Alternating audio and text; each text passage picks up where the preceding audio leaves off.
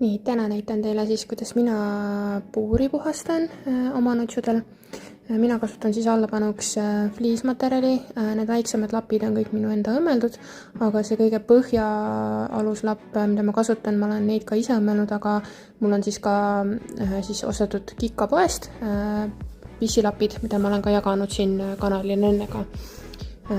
Ja ma kasutan ka siis liivakasti, mida ma iga päev puhastan ja sellist puhastust, nagu ma praegu näitan, teeme kuskil iga 4-5 päeva tagant umbes. Et praegu ma näitan ka, et nagu midagi ei ole justkui läbi tulnud, et kõik on kenasti kuiv ja mulle meeldibki teha seda pigem varem kui hiljem, et siis oleks kõik ilusti värske, mõnus neil ja saaks kõik kenasti ära pestud. Ja siin mul ongi puur ära puhastatud, tegin ka pesuainega üle ja ma kindlasti korra nädalas, või kui ma teen suuremat puhastu, siis ma ka äädika ja veelahusega desinfitseerin ära selle puuri, aga praegu ma tegin natuke sellise kergema koristuse neile ja pidin ka panema majakesed ja kõik asjad niimoodi pessu, sest nad olid ikkagi päris palju ära pissinud neid.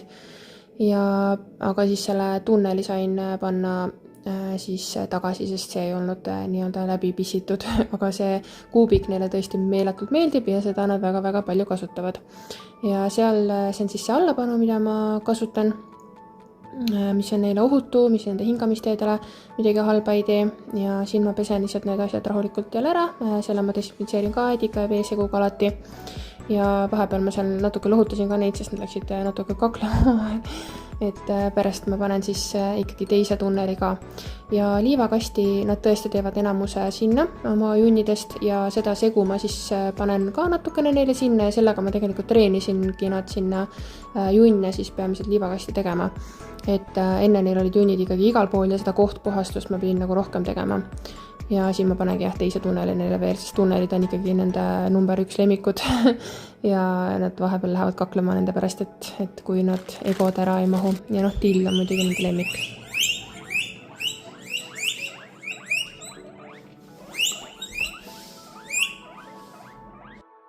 Ja juurikad on ilmselgelt nende lemmikud, nagu häälest ka kuulda oli.